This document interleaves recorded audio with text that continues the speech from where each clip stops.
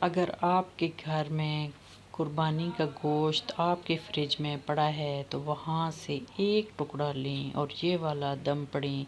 تو انشاءاللہ آپ کا سویا ہوا مقدر جاگ اٹھے گا۔ آپ کی ہر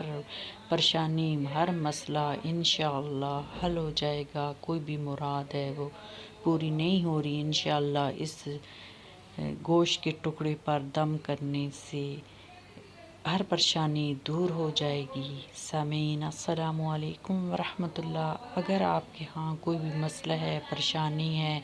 آپ کی وہ پریشانی دور نہیں ہو رہی، آپ کے گھر میں رزق نہیں ہے، تنگ دستی اور غربت ہے، تو آپ یہ والا دم گوشت کے ایک ٹکڑے پر پڑیں اور وہ ٹکڑا گھر کے چھت کے اوپر پھینک دیں۔ اگر وہاں بھی نہیں پھینکنا چاہ رہے تو آپ سب سے اچھی جگہ جو ہے قبرستان، وہاں پہ یہ پھینک کر آ جائیں تو ہوائی مخلوق اس کو کھائے گی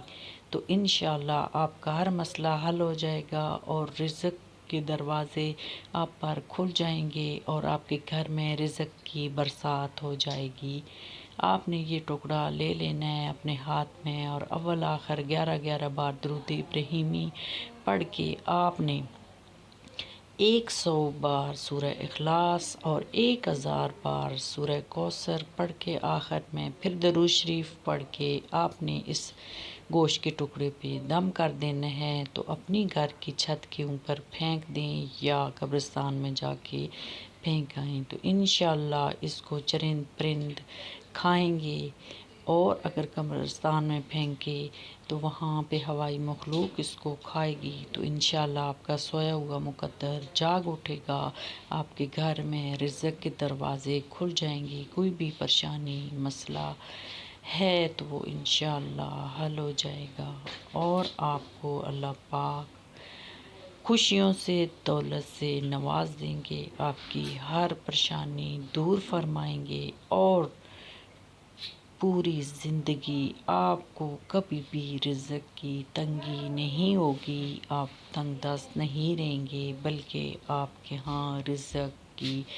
برسات ہوتی رہے گی اور رزق میں بے شمار اضافہ ہوتا رہے گا۔ آپ نے مکمل کامل یقین کے ساتھ یہ